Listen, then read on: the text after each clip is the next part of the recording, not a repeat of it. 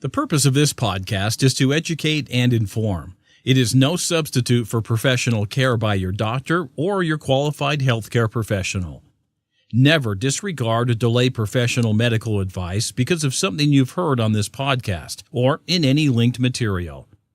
Guests who speak on this podcast express their own opinions, experience, and conclusions. Dr. Shirley neither endorses nor opposes any particular opinion discussed on this podcast.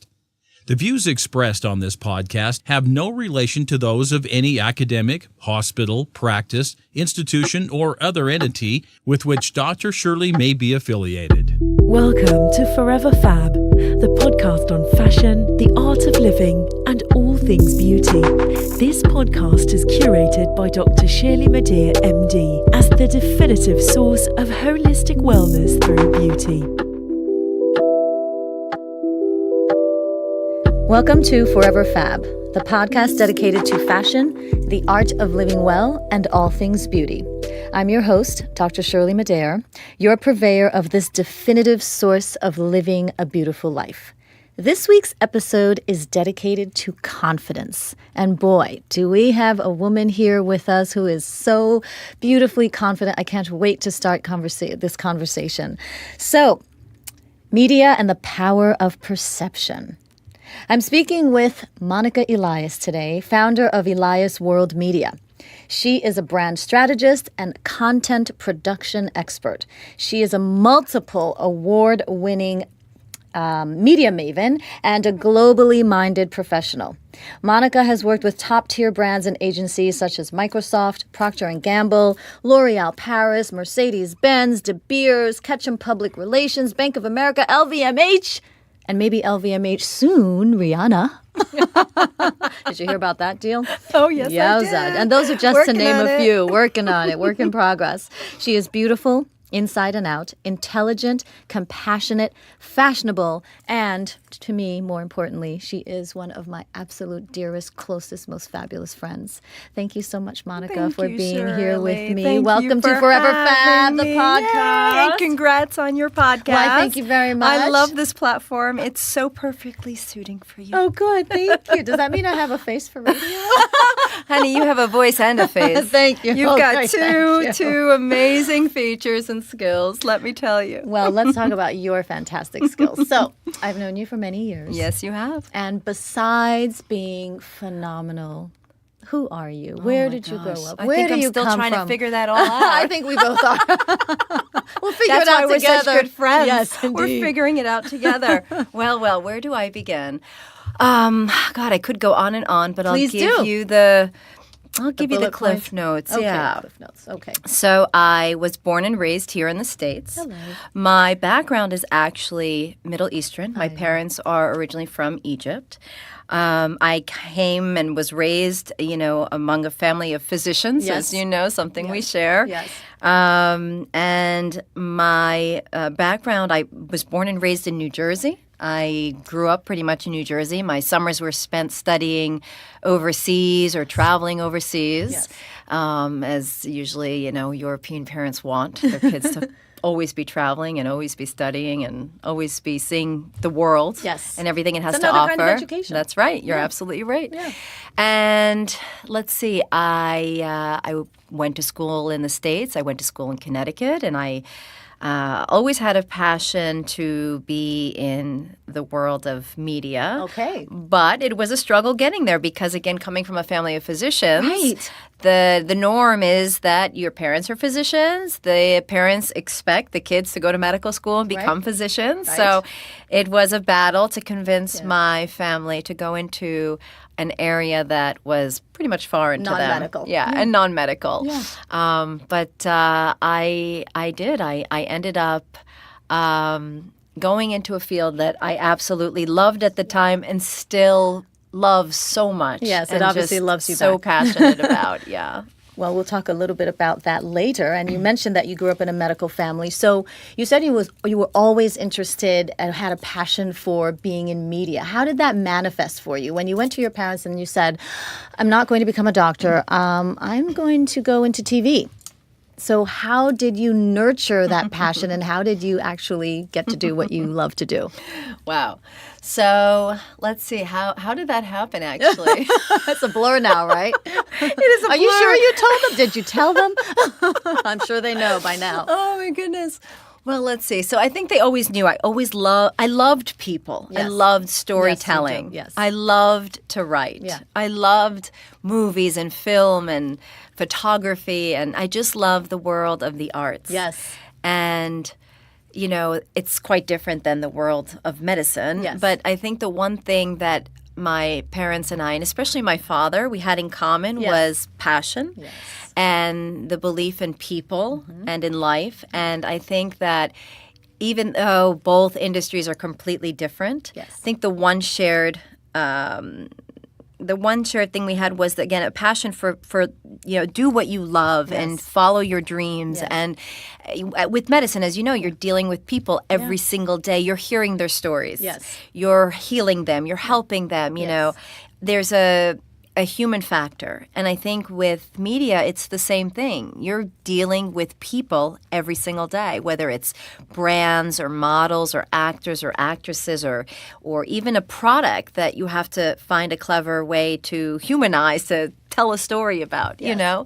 So I think that was the way I was able to convince my father is by telling him this is what I was truly passionate about. We had a shared love for people, and I think that he appreciated that, and he said, follow your dreams, do what you want to do. So there was strategy involved. So there was definitely. You were honing your strategic Nothing skills was from a very easy. early age. I had very strict, very conservative parents who were very set in their ways for a good reason. Yes, They wanted the best for their kids, and And they they wanted only to knew protect one you. thing, of course, and they wanted to secure our future. And I think they knew what they knew, but so it took a little bit of convincing. But they were very loving and very understanding, and eventually I was able to get into the world of media. Well, thank goodness, because, boy, the media world needed you, and I'm sure has shown you with numerous awards and accolades of them embracing you in the culture and the industry. So I would call you very successful. You have, a wall or two of award after award after award. So what did success look like for you, I don't know, 5 or 10 years ago, and what does it look like now? I think that my definition of success continues to evolve, like the meaning of success. What is success? I think what you think success is at 20 is not necessarily what you or how you measure success at 40 or at 30 even. So I think that it's continued to evolve, and I think that I will say to be successful, I think it takes a couple of things, hands down. Without these things, you can't be successful. Okay. I think one is passion, 100%. Passion, hands down, is the number one, in my opinion, dictating, factor for success. If you are passionate about something, you love something, it's part of your DNA, I think that you will naturally excel and naturally become successful. And I think people will see that and feel that, and naturally they'll gravitate to you. So I think passion, number one. Yes. Number two, there is no shortcuts. There are no shortcuts. You have got to work hard, and you have to be smart. So, that combination of work hard and work smart, I think that those two things definitely play a role in success. But I think the working hard, you've got to earn your brownie points, And I know this conversation will evolve a bit, but like looking at how I grew up and the time of when I started to rise in my career, and you look at now, and you look at social media, and you look at the millennials, as they like to say, and just generations that exist. It's, I think, the definition of hard work. Yes. I think that's a little different now, putting in your time, earning your brownie points. I think there are easier ways to get Probably. to the next level. I wouldn't know what they are. But I probably. wouldn't either. I wouldn't either. But I think hard work, really putting in that time, and I think that also equates to experience. You Would need that be experience. your number 3? Experience? I would think so. I would think that experience, definitely. And that comes with time and hard work. Yes, no kidding. You need those things definitely for success. And then obviously, in the media industry, you have to be a bit of a people person. You have to understand people and work with people and know how to sort of balance the scale, to make it work. So each interview I have, I try to find similarities or common points between what I do as a plastic surgeon and the person that I'm interviewing, his or her career. And I think also in plastic surgery, there are two things that you touched upon that I think we have in common. So one is the psychology of people and trying to really understand them. And being a people person and not necessarily trying to please people all the time, but really trying to help bring the best out of someone. Absolutely. Absolutely. And it's honesty. Oh, yeah. It's honesty, it's integrity, it's all of those things, that I think define success. And it's just looking at yourself and really being truthful, So I agree with you on that, Thank you. So I know that you have met so many different people and you have probably been influenced by a lot of different people and shaping your own way and creating your own path. Of all those people, who would you say had the most influence on you in your career? I think I know this answer, but I'd like to hear it from you. I think you do too. But funny enough, the man who told me not to get into this industry and the man who at first was not all supportive and who wanted me to do something else turned out to be my biggest advocate and my best friend and my mentor and my strength and my everything, and that was my father. Yes. Yeah. So my father really being. helped me to rise, his voice, his words, his encouragement, his nurturing, way. I mean, and he was a very, very successful physician. Yes. And by success, I mean people would flock to him, right? Because he was from the old generation. He took his time. Yes. He would have a conversation. Yes. He would find out about you. Yeah, 5 hours backed up seeing patients, but they all waited. Right. They all waited because they had to see him. Yeah. So he was a figure to many. So he was an amazing person. I would say it was my father. Yep, I was so lucky and honored to have met him. And you're right, he just had a presence. Yes.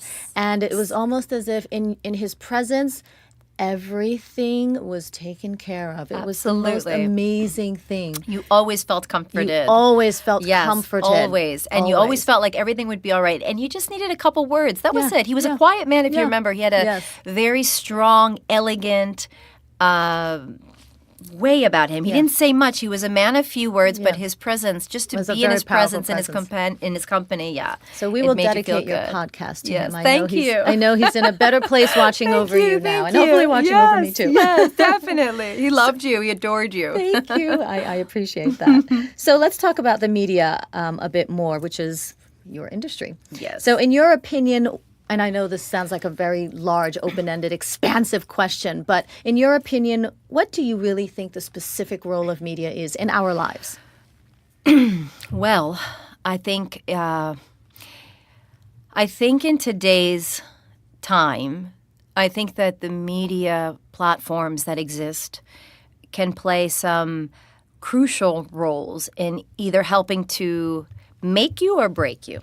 So I think that that's a great thing in that you now have the control in some way to be able to use media to your advantage to help elevate yourself, to define your brand, to give perception, to inform, to educate, to empower, to entertain. Yes. But media can also work against you, I think, in that I was reading this some time back, and it's very true, and it's common sense, really. They used to say back in the day, a handshake is all you need for a first impression. But now it's no longer a handshake. No. It's your media profile. That's right. Right? Yeah. So people no longer take the time to handshake and sit and have a chat. They Google you, or they go right to your social handles, or they'll go to your Instagram page, they'll go to Facebook, and they have an idea of who you are. Impression. Right, just by looking at your pictures. Yeah. And I think that, again, I think this can work to your advantage if you can have the time to keep yourself current, to look busy, to really post about all the great things that you're doing. But I think that it also can work against you in that it's a cluttered world and people will gravitate to the first interesting thing they see. So if you're not interesting and current, it could work against you. Yes, understandably. Yeah. So Does that mean that media has the power to inspire or at least change someone's mind? Yeah, I think that media. I think media is a wonderful thing. I think it really is. I just think that there's so much out there, and I think it can get confusing for a lot of people. Yes.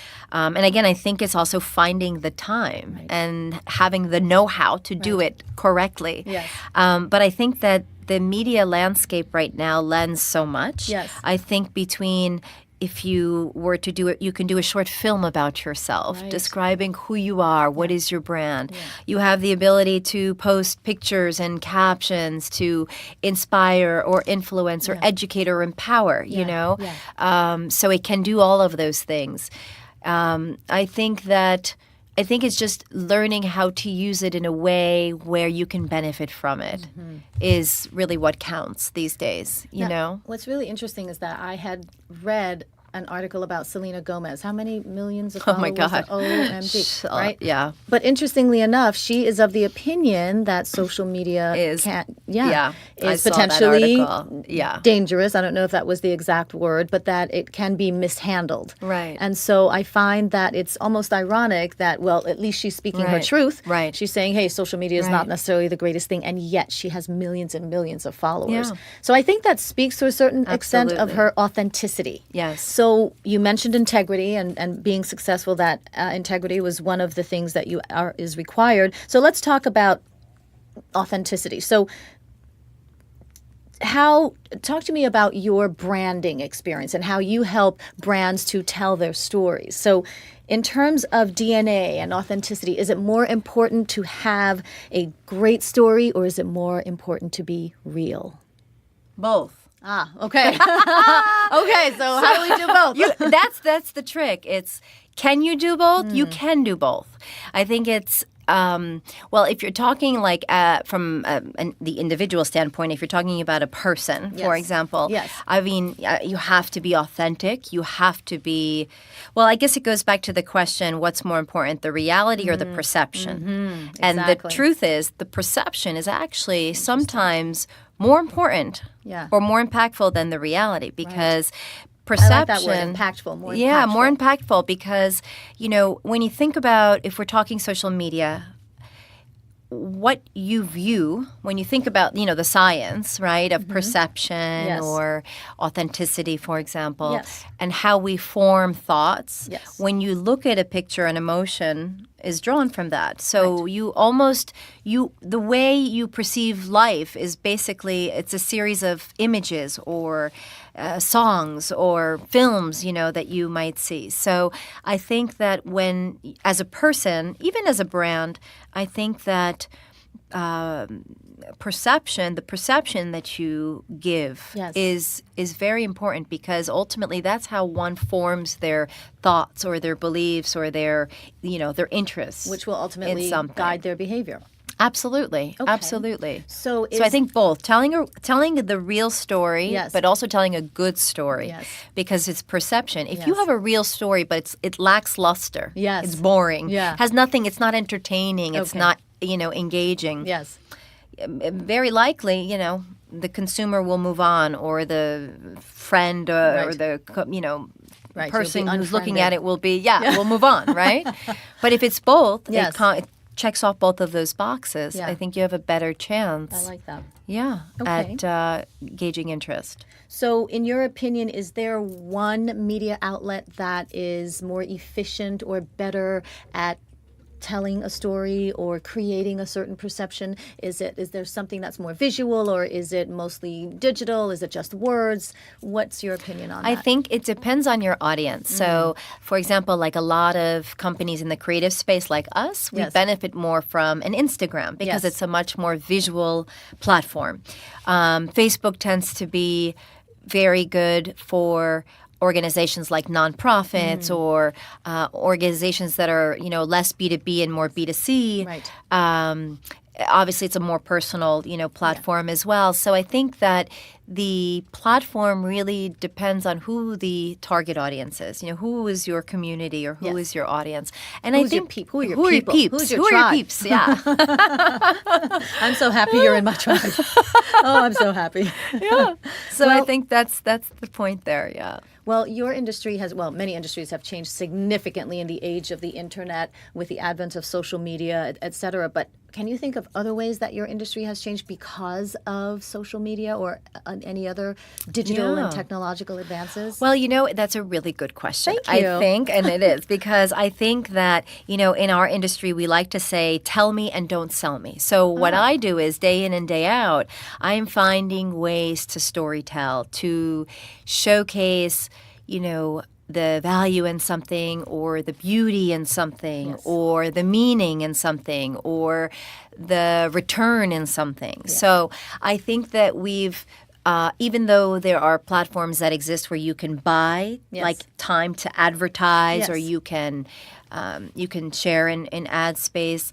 I think that the content itself, the power and the change is in how it's spoken or how it's, conveyed. Yes. So I think powerful media these days is media that can tell a story and not sell you something, but tell you, the why versus the what. A good, authentic story. Absolutely. And everything matters, Shirley. The lens you use, the angle you shoot at. Even the music, the music can just, drive something. It can make you feel a certain way. It can give you chills, that's right. And that's what right. you want. Yeah, you that's want true. Really good, impactful media. Yeah. And glad, content. Glad you're doing it. There's a lot to learn. Well, speaking of social media, whom do you follow and why? Oh, my God. I love this question. I've been that curious about this for a while. That is a very, very good question. And you know what my answer would be? Yes. I follow a lot of different people and a lot of different industries. I don't necessarily tune in every day to one particular person or company to see what they're up to, what they're doing. Right. Because for me, the wealth, the richness is in being able to just kind of surf social. Diversify. And draw a little bit of inspiration from every industry or every person or every sector, So for me, that's where I get my inspiration, and that's typically what I like. I am a news junkie, though. I mean, I am reading every newspaper every day. Every online magazine. I mean, there's not a morning or afternoon that goes by that you're not plugged in. I'm not plugged in, and that's just the nature of staying current, of course. But genuinely, I'm very interested in world affairs, and people in the world. Absolutely. So you are clearly a very successful media executive and entrepreneur. Needless to say, this company is your own, Elias World Media. Yes. So what advice would you give to young people, young men and women who are interested in entering into your industry? Learn and be patient and be humble and, stick it out.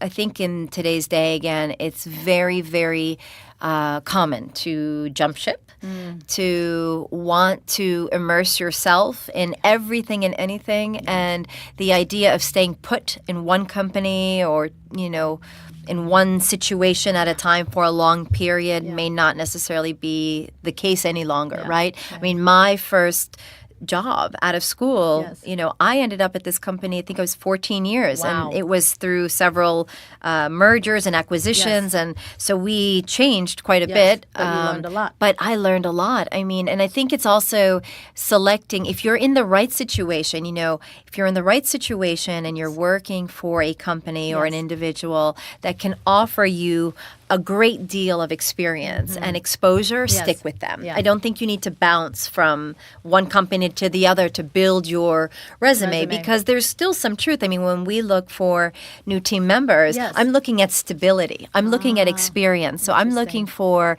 individuals who have stuck it out for a while because I know they will have had the time to learn something from where they were at.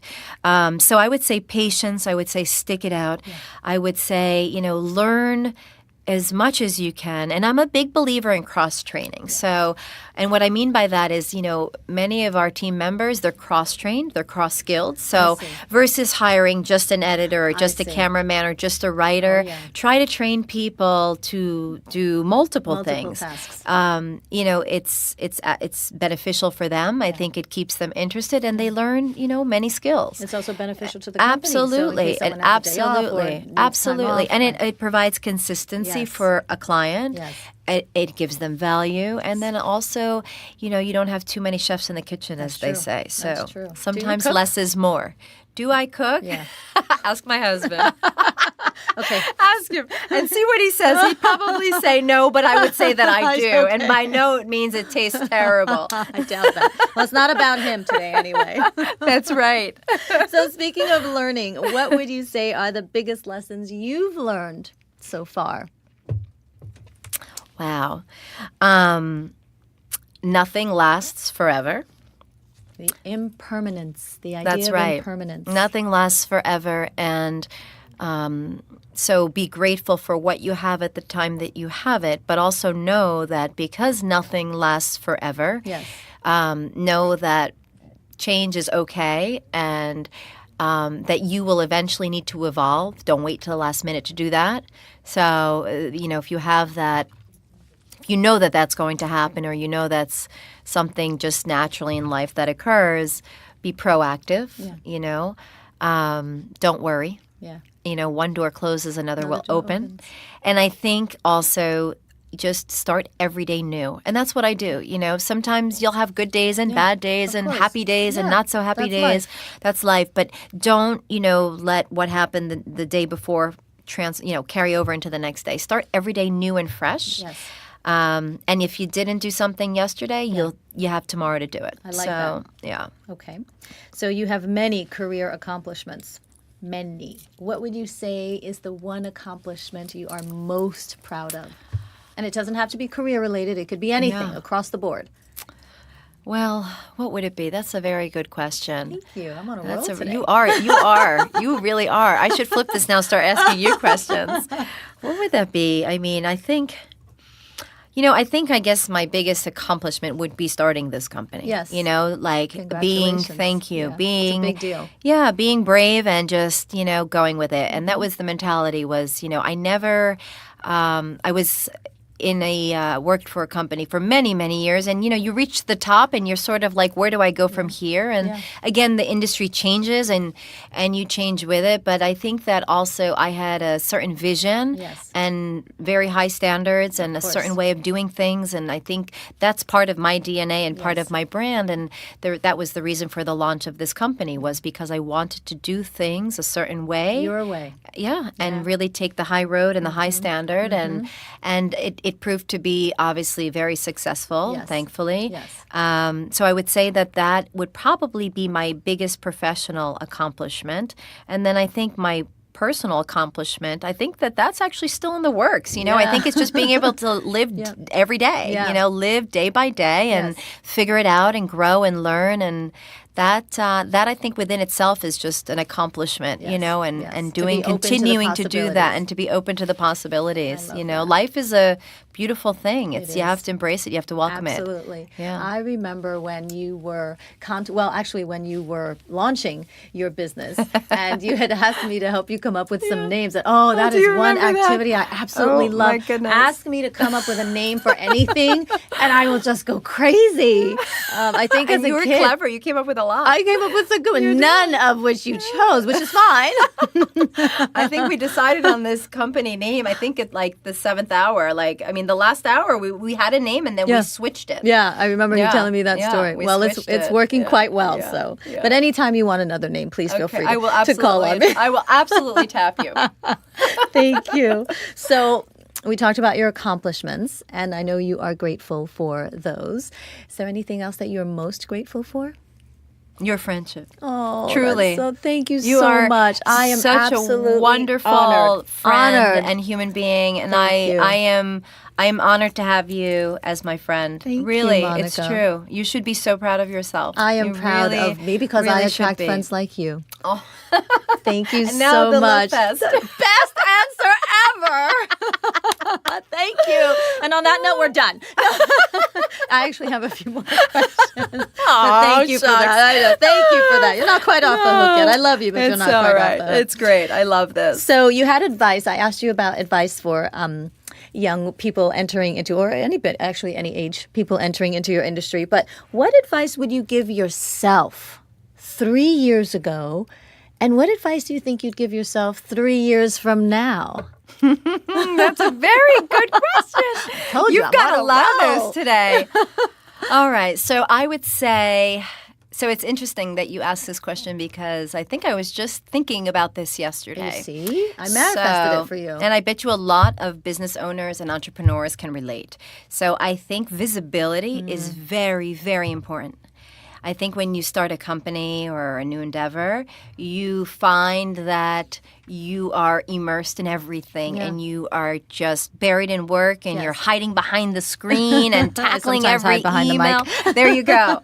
And you are just really heavily involved in every aspect and process of a business. And I think naturally when you love what you do, you're passionate about it, you enjoy it, you do that. And also when it's, again, your name on the door, as they say, or it's new, you want it to work, you want it to be successful. Yeah. So naturally I think that again, I think I'm speaking for many business owners and entrepreneurs. So I would say to you that 3 years ago, I'm that way through right leading up to just the hour before I stepped in here. But I would say 3 years ago, what I would probably say to myself is that I need to let go a little bit, and I need to delegate more, and I need to remain visible. I am a very visible person, but I think everybody could do a job. Oh, thank you. I think, look who's speaking. I think everybody could do a good job of that, is just kind of, being in the moment and being more visible, out there and not so entrenched all the time because it's not going anywhere and it's going to go great. I think it's just trusting the process. Yes. That's a really big thing. And then plus you're just so involved in wanting to make sure that everything works well. And it's not necessarily a control issue, but you just want to be able to manage your reputation, manage your service. Absolutely. And time management. That's a really big thing. I mean, time is everything. Time is precious. It's valuable. We see how fast. Fleeting, it goes through the day. Yeah. So I think that would be a part of it too, is learning to time manage a bit better, Yeah. I think everybody, again, can use that in life, in work, but time management is key. And what would be the advice you give yourself 3 years from today? From now. Yeah, in the future. What would be the advice 3 years from now? I think I probably would I'd look back and I would say it worked. Yeah. I think I'm at a point right now. It's a turning point. Yes. Where you've become established. You've accomplished what you've wanted. There's still a lot more to do, and I think I'm at that a lot more to do phase now. So I'm excited and anxious, and I'm diving into it and figuring out what's the next thing. Yeah. And I think if I were to fast forward 3 years from now. I feel like, okay, I did it. And now I just look back and say, it was going to happen. Yeah. Take it easy. Badass is what you say. So you're excited and you think that there's much more to do. So there's a lot more to do. So let's talk about some of the innovations in your industry. What do you think has been the most exciting innovation in your industry in the past 5 to 10 years? And what do you think is going to be the most exciting innovation in the future in your industry? That's another good question. Well, let's see. I think obviously social media. Yes, in the past. I would agree with that. Yeah, I think social media and just content. I just think that whole world just has opened up so many doors for so many things and really has brought forth so many opportunities. So I think that has defined a bit of who we are and what we can do and how we can help our clients and brands.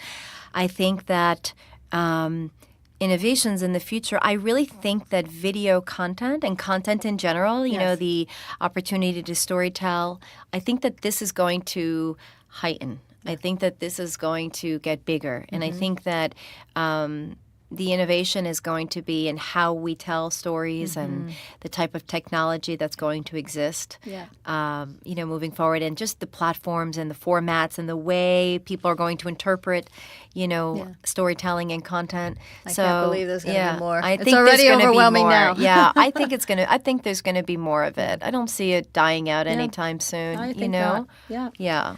So, I read not too long ago that one of the issues that many young female entrepreneurs will come across is the lack of mentors.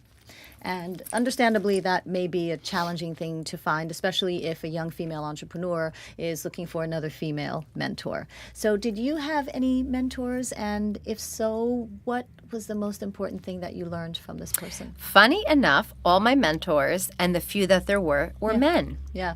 And I don't attribute that to the fact that I'm in a primarily male, dominant, industry.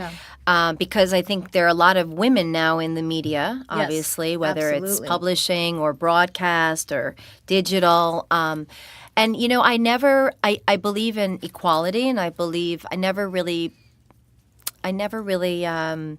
played that male versus female card, or sought like a female mentor, and not a male. Yes. It's just sort of finding the right fit and the right connection, and someone that you can learn from. Yes. And someone that you could also help. Yes. So I believe in that. I believe that, everyone is looking for a mentor so that they could extract, they could learn, they could be empowered, and they can educate and get something. But we don't really stop to think what are we going to give back? That's right. There's reciprocity in every relationship. Absolutely. There's got to be that conversation, that communication. And I think that often we forget about that. Yeah. And I think that that's really important. But for me, my father really was my mentor in the way that in the nurturing, caring.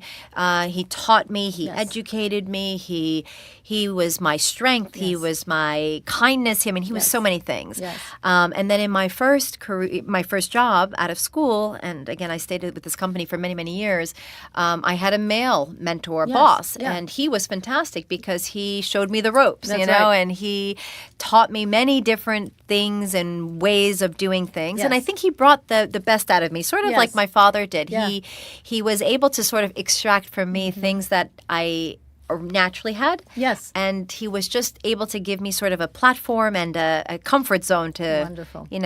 Play. He gave you space to play. Totally. I love that. Totally. Try to find someone who can give you space to play. Yeah. I really love that. So not so much male, female. It's just finding and getting lucky, I think. Because you're right, a lot of people don't have mentors. Yeah, it's true. And what do you think is the most interesting thing you've learned from that person? Well, I think from my father, it was hard work. Yeah. And passion. Yes. And for my father, it was definitely hard work and passion. And I would add compassion if I may. And compassion, oh, my yes. goodness. Yes, definitely. Oh, my goodness. And there's something to be said about that, I agree. I think, there's a saying, remain professional, find the balance between personal and professional. Right. Don't bring emotion into professional. I have a hard time doing but, that. But you know what? We're human. And sometimes I think that you can still be personable and Absolutely. compassionate and caring and kind and respectful And in a professional way. Agreed. Yeah, so I don't see anything wrong with that. I agree. So from my father, I would say those things. And then from my male mentor boss, Yes. I would say what I learned from him was just to be the best, to be, number one, to be successful, to be on top, to be a go-getter, to go for it, to believe in yourself. So he was more the rah, rah, rah, and he was a real, real educator, a real teacher, Good. So they both had they were different, but they were both fantastic. Well, you are blessed. Yes. Absolutely. So of all of these mentors and the people who've influenced you in your life and the experiences that you've had and all the people and clients that you've met, what would you say is the most interesting thing you've learned about yourself? Should I say that's another really good question? You're killing me with all these great questions today. Oh my God, what number is that? 20. Oh my goodness. We've talked about That's a lot, hysterical. haven't we? Well, I'll tell you, I'm going to throw that back at you. I Okay. think that you asked what is one thing that I've learned about myself? Yeah, or the most important, the most significant, the thing. Is that I'm still learning about myself. Yeah. I That's love the that. truth. Yeah. That's the one thing I love that. learned about myself Yeah. is that I am still learning about myself. I don't think that one in their lifetime can ever be finished learning about themselves or about life and love and living. And Yes. I mean, it would be foolish to say that. And I think that would answer your question is that I'm still learning. And yet You know, again. and in a way, I'm enjoying it. Sometimes Yeah. it could be painful. Of course. Oh my goodness. Of course it can. Yeah, there are things about yourself maybe that you don't Don't like know. or don't know or don't, or you think, God, I really reacted that way or I Yeah. said that or Yeah. maybe I should have thought through that more. Right. But you have to be forgiving of yourself. Of course. And that's 100%. probably something that, is hard. I'm really hard on myself. I'm my hardest critic. I'm hard on myself. I want to be the best. I Yes. want to be great at everything I Yes. do. I want to give 100%. I Yes. don't expect anything back. I Right. think naturally I've always wanted to be a good person Yes. and great at everything. Yes. So when I feel that, in my opinion, maybe I lacked in something or I failed at something, someone else would say, what? By Exactly. their standards, that's great. Yeah, By my yeah. standards, it's never enough. Right. So I think it's also learning to forgive yourself and to be patient with yourself and to start to put things in perspective, Yes. Perception versus reality. Exactly. That's It's a what it theme comes here. back to. Yeah. Well, I have to say that you are beyond enough, more than enough. Oh, Shirley, you are give me too much credit. Absolutely amazing. We practice, we are big advocates of self-love and self-care here, which is, challenging you're- to do. And Thank you. if you think you're lacking in it, I got plenty for you. Just call Shirley when you have a down day. She'll get you up. I'll try. Okay, so a little bit more about your you and how you think about things. So these questions may be related, but the first one is, what kind of legacy do you want to create? And the second is, which may be related, but maybe not, what do you think your purpose is? Yeah. Legacy and purpose. I'm not You gonna may say still it be again, learning. but You yeah. may still be learning what Yeah. they are. I think I am too. Yeah, I am. I'm still, I think, figuring that out. And more now than ever, I think. I think, like we said, we hit a point in our life or in our career or in our family life where you either feel that you've exhausted everything that you've wanted to do and now you're at that pivot point where what you're next thinking, question? what next now? Yeah. What next, you know? And I don't think that's a bad thing. I think that's actually a great thing. And it says a lot about someone because you're ultimately building upon what you've already created and what Your the next own chapter is. story. Exactly. And your legacy, Yeah. and your purpose. And I think it actually has a lot to do with purpose. Yeah. When we feel like we've hit the max and we're looking for something else, I think that equates to purpose. You're constantly in your life trying to find a reason, trying to find purpose. Without purpose, there's no What does meaning to anything life. mean? Yeah. agree with Whether that. you're a mother, a business person, or a physician, or a storyteller, I think living with purpose is very important. And I think as we grow, I think we figure out what that is. And I'm still, I think I know my purpose. I think I'm not just exactly there yet. Okay. Still working on it. Okay. Yeah. We'll have you come back for part 2 of the podcast, and you can let us know what your purpose is. So complete this sentence with 1 or 2 words. I am. God, Shirley, I am. This is only Shirley Madhere. This is exactly Shirley Madhere. She gets you thinking. I'm supposed to get you thinking. I know, now you you get get me me thinking. That's great. Okay, complete it with 2 words. 1 or 2 words. I am resilient. Yes. And Amen to that, that's sister. it. Yeah, Amen I am resilient. to that. I am resilient. Amen. Okay, last two questions. These are some of my favorites. This one is called the Fast Five. So I'm going to give you two options, and you just have to say immediately what comes to mind. Don't even think about it. We've been doing a lot of thinking here, so don't even think about these choices. And you're saying I have to think of 5 words? No. I'm going to give you the choices. I'm going to give you 5 sets of choices, the Fast Five. And fast, rapido presto. You just tell me which one of the choices resonates with you deeply, but don't think about it. Just say what comes first. Got it. So the first one, TV or movie? Movie. Beach or ski slope? Beach. Pyramids or Eiffel Tower? Pyramids. Wall Street Journal or Reddit? Wall Street Journal. Facial or body massage? Massage. Yeah! You did that very well. I knew your answers, though. God, I actually didn't think. For once. I'm glad I could help you with that. I like that exercise. We should do that more often. Okay, no problem. I try to do it with every guest. Last question. And I always end with this. What are your top 5? And these are called the Fab 5. Can I think about this one? Yes. What are your top 5 recommendations for living a beautiful, fabulous life?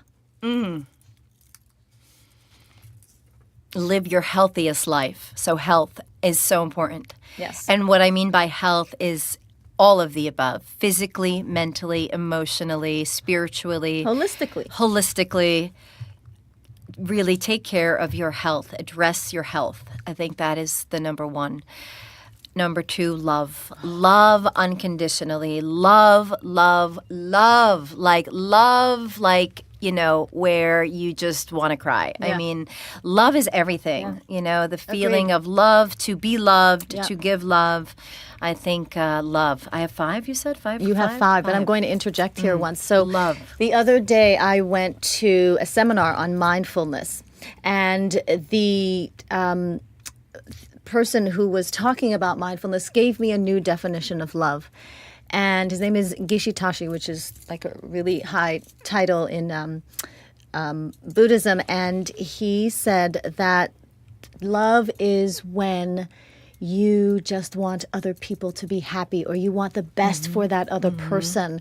And it seems, like, of course, that's what you want. Right. But for some reason, I don't think that's a very common definition of love. So I love that you said love unconditionally until you're exhausted, until everything's come out of you, because it's a feeling. It's a feeling of just wanting the best for someone else and wanting that other person to be happy. Absolutely. Yeah. And it could be physical, it could be emotional. Yeah. It's a feeling. You can't define it. I mean, when you look up the word love in a dictionary, it says that. It's very hard to define it. Love and what it is, but I think it's all of that, and I think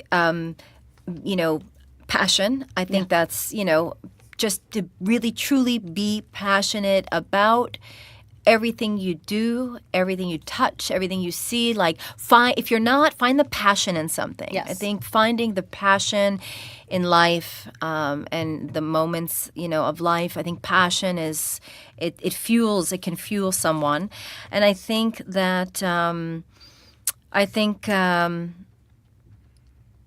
I think love, I think health, I think passion. I think also, to be curious. Yes. Curiosity. Yes. Is, I think, a big part, at least for me, is important. To be curious about people, about the world, about a flower, about I think curiosity also, when you're curious, it also allows you to learn and to expand. Yes. So it's like being a kid, kids are curious. They find some fun in it, Yes.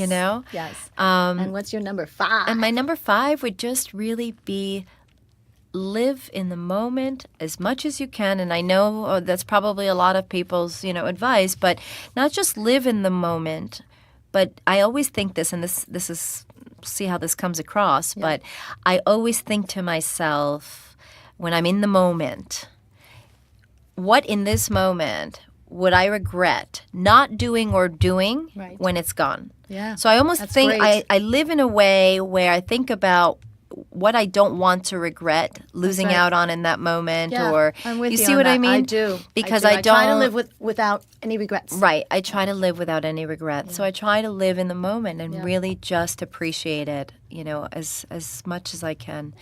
just be the best person you can be. That's it. Do the best you can in life. That's all we've got. That's it. Right? That's it. Can't We've change got other one people. guarantee is one life. I don't know right. what happens after this. One but life. That's true. We know what we have now. Yeah. Well, all I can say is thank you, Monica. Thank you, for your Shirley. presence, Thank your you for beauty, having your me. intelligence. Oh, thank you. Just thank you for your recommendations on living a beautiful life and helping to elucidate our perspective on what shapes our perspective. That's true. Thank you Thank so you, Shirley. very much. This I was am wonderful. honored by you. Thank you, my dear friend. And you'll be back for part congrats two. for everything you're doing. I'm so Thank you proud so of much. you. I really am. Thank It's a you. beautiful platform, and I'm very proud of you. Thank you for really. being a part of it. Thank you for having I me. appreciate Thank you. you. And to all of our listeners, thank you for listening to this week's episode of Forever Fab. And as always, stay beautiful and fabulous inside and out. Ciao. Thank you for listening to this week's episode of Forever Fab, the podcast on fashion, the art of living, and all things beauty, curated by Dr. Shirley Madhere, MD. Live beautifully and help make the world a more beautiful place.